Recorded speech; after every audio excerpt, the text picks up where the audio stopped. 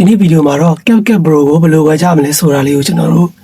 ့လူလေ့လာကြမှာဖြစ်ပါတယ်ဒီနေရာမှာ CapCut Pro လို့ဆိုတော့လည်းပဲတကယ်တမ်းတော့ CapCut Pro မှမဟုတ်ဘဲနဲ့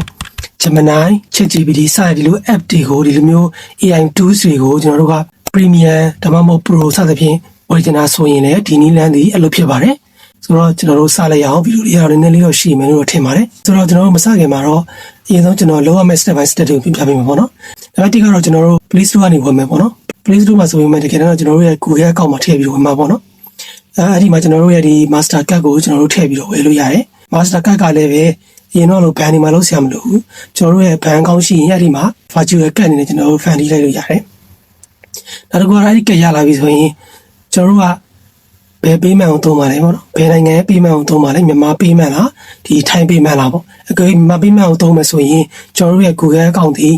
မြန်မာ region ဖြစ်ရပါမယ်ကျွန်တော်တို့ Play Store account မှာမြန်မာ region ဖြစ်ရပါမယ်အကယ်၍ထိုင်းပေးမှန်းကိုသုံးမယ်ဆိုရင်တော့ Google account ဒီထိုင်း region ဖြစ်ပါမယ်ဆိုတော့ထိုင်းပေးမှန်းကိုသုံးမယ်ဆိုတော့သူတွေကတော့ Gmail အသစ်ဖွင့်လိုက်ပေါ့နော် Gmail အသစ်ဖွင့်ပြီးတော့မှထိုင်း region ရမယ်ပေါ့နော်အဲ့ထိုင်း region ရတော့မှကျွန်တော်ရဲ့ Master Card ကိုထည့်ပြီးတော့ဝယ်လို့ရပါတယ်ကျွန်တော်တို့ CapCut နဲ့ဥပမာပြပေးမယ်ပေါ့နော်CapCut ထဲကိုဝင်လိုက်မယ်ဝင်လိုက်ရင်ဒီမှာတော့ကျွန်တော်ကတော့ Premium ဝယ်ထားတာ Pro ဝယ်မထားဘူးကျွန်တော်က Premium ဝယ်ထားတာဖြစ်တဲ့အတွက် Pro ကို update တင်မယ်ဆိုရင်ဘယ်လိုလုပ်ရမလဲကျွန်တော်စမ်းကြည့်ကြမယ်ပေါ့နော်ကျွန်တော် upgrade ကိုနှိပ်လိုက်မယ်နှိပ်လိုက်ရင်ဒီမှာသူကဘတ်နဲ့ပြပြီးတယ်ပေါ့နော်ဘတ်နဲ့ဒီလောက်289ဘတ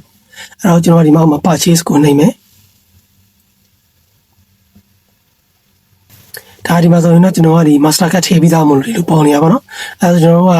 ဒီဘက် Master Card ပေးအများကြီးနှိပ်လိုက်မယ်နှိပ်လိုက်ရင်ကျွန်တော်မြန်မာ region နဲ့ဝယ်မယ်ဆိုရင်ဒီမှာဘာတွေထည့်လို့ရတယ်ဆိုတာကြည့်မယ်ပေါ့နော်မြန်မာ region နဲ့ကျွန်တော်တို့ဝယ်မယ်ဆိုရင်အောက်မှာဒီမှာ add card မှာကျွန်တော်တို့ Visa Card တွေ Master Card တွေထည့်လို့ရတယ်ကျွန်တော် PayPal နဲ့ဝယ်လို့ရတယ်တခြားဟာတွေကကျွန်တော်တို့ပုံမှန်တိတ်3နဲ့3တာမရှိကြဘူးအရင်တော့ဆိုရင်တော့ကျွန်တော်တို့က Telenor တို့ Audio တို့ဘေးထည့်ပြီးတော့အဲ့ဒါနဲ့ဝယ်လို့ရတယ်ပေါ့နော်အခုတော့အဲ့ဒီဟာတွေမရတော့ဘူးချင်းတယ်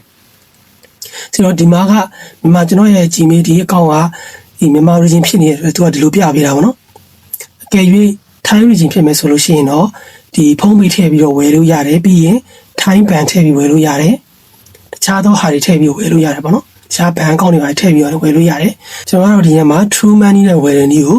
ပြပြီးမှဖြစ်ပါတယ်ဆိုတော့ကျွန်တော်က True Money အကောင့်ထိုင်းမှာရောက်နေရဆိုတော့ကျွန်တော် True Money အကောင့်ရှိတယ်ဒီ True Money အကောင့်တွေကို True Money တွေကိုတစ်ချက်ဝင်လိုက်မယ်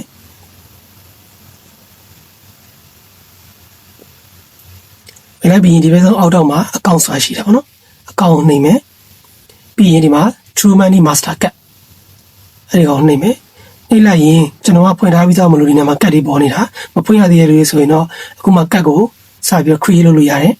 သူကဒီမှာ2ကတ်လုပ်လို့ရတယ်ချက်တစ်ကတ်ကိုသုံးလို့ရတယ် payment လုပ်ဖို့အတွက်2ကတ်လုံးကို create လုပ်ရလေရတယ်လုပ်ပြီးဆိုရင်ကျွန်တော်တို့ဒီမှာကတ်နံပါတ်ကြည့်မယ်ဆိုတဲ့ဟာကိုနှိပ်မယ်ပေါ့နော်အဲ့ဒီမှာနှိပ်လိုက်လို့ရှိရင်ကတ်နံပါတ်ရဲ့ date ရဲ့ကိုနံပါတ်3လုံးပါတဲ့ဟာလေးပေါ်မယ်ပေါ့နော်အဲ့ဒီဟာလေးကိုကျွန်တော်တို့ကယူရမှာဆိုတော့ကျွန်တော်တို့က CapCut ကိုတစ်ချက်ပြန်သွားမယ်ဒီအောက်မှာ purchase ဆိုတာရှိမယ် purchase ကိုကျွန်တော်တို့နှိပ်မယ်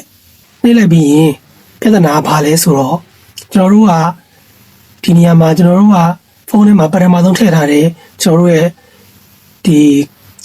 Google account ပေါ့လေနော် Play Store ပေါ့ Play Store region ကမြန်မာ region ဖြစ်နေခဲ့မယ်ဆိုရင် Master Card ထည့်ပြီး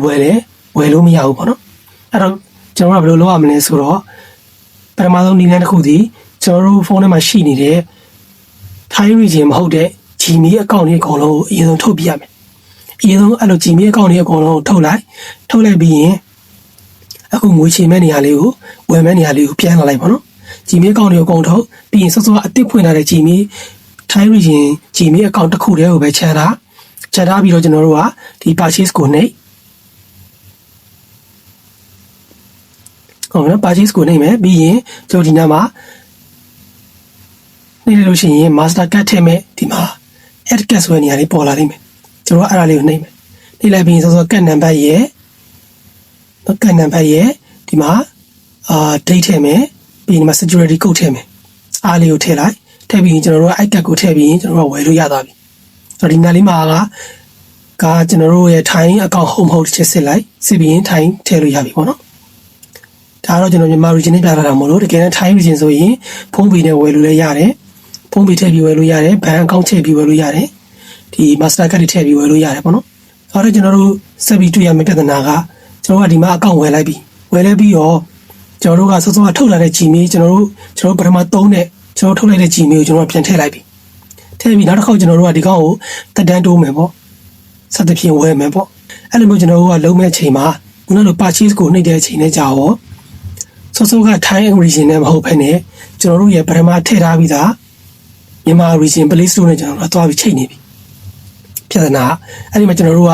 တစ်ခါပြန်လောက်ရမလဲဆိုတော့စောစောက Gmail account တွေကိုပြန်ထုတ်စောစောက Google account တွေကျွန်တော်ဖုန်းထဲမှာမလိုတဲ့ Google account တွေကိုပြန်ထုတ်ပြီး Thai origin account ပဲပြန်ထားအဲ့ account နဲ့ပြန်ချိန်ပြီးပြန်ဝယ်အမြဲတမ်းကျွန်တော်တို့အဲ့လိုလုပ်နေရမှာဗျာဆိုတော့အဲ့လိုမျိုးကျွန်တော်တို့မလုပ်ချင်ဘူးဆိုရင်ကျွန်တော်တို့ကဘယ်လိုလုပ်ရမလဲဆိုတော့လက်ရှိရှိနေတဲ့ CapCut ကိုကျွန်တော်တို့ uninstall လုပ်ပလိုက် uninstall လုပ်ပြီးတော့ကျွန်တော်တို့ browser တွေကိုသွားပြီးတော့ play.google.com ကိုကျွန်တော်ဒီမှာရိုက်ဝင်ရမယ်နော်အဲ့လိုမျိုးရိုက်ပြီးတော့ဝင်လိုက်ရင်သူက Play Store website တွေကိုသူကဝင်သွားမယ်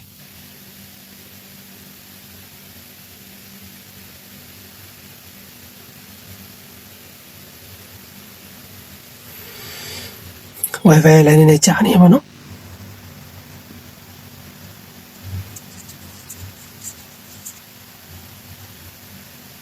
ထားပါတော့Play Store ကိုကျွန်တော်ဝင်သွားမယ်ပြီးရင်ဒီနေရာမှာကျွန်တော်စောစောက Thai origin ရဲ့အကောင့်ကိုကျွန်တော်တို့ကရွေးမယ်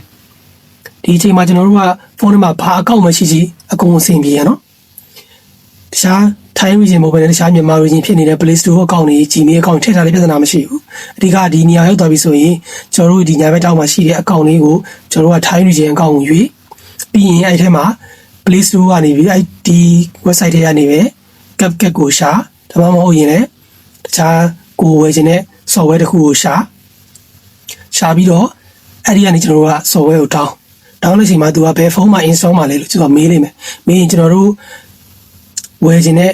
ကျွန်တော်တို့သုံးမဲ့ဖုန်းပေါ်မှာအဲ့ဒီ software လေးကို install လုပ်လိုက်အဲ့ဒါဆိုတာနဲ့သူက Play Store မှာ auto ကျွန်တော်တို့ရဲ့ဖုန်းမှာတောင်းပေးလိမ့်မယ်ဒါဆိုရင်အဲ့ဒီ account ကို premium ဒါမှမဟုတ် pro ဝယ်ဖို့ဆိုရင်ကျွန်တော်တို့ကဘယ်အချိန်မှဝင်ဝယ်ကျွန်တော်တို့ရဲ့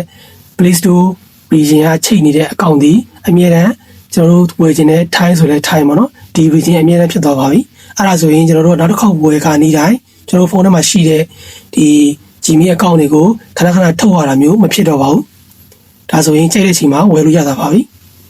ဆိုတော့ဝယ်ရမယ့်နည်းကတော့ခုနပြောသလိုပဲလွယ်တယ်ကျွန်တော်ရဲ့ bank account တစ်ခုကနေ virtual master card တစ်ခု create လုပ်မယ်အဲ့ဒီ create လုပ်တဲ့ card ကမြန်မာ region ဆိုရင်မြန်မာ payment ဆိုရင်မြန်မာ payment နဲ့ကျွန်တော်ရမယ်လို့ထင်တယ်ပေါ့နော်တခြားတော့ကျွန်တော်လည်းမဆန်းဘူးလို့ကျွန်တော်လည်းမသိဘူးမြန်မာ region ဆိုရင်ကျွန်တော်တို့ရဲ့ Play Store ကလည်းမြန်မာ region ဖြစ်ရမယ် Thai payment အောင်သုံးပါဆိုရင်ကျွန်တော်တို့ရဲ့ Play Store ဒီ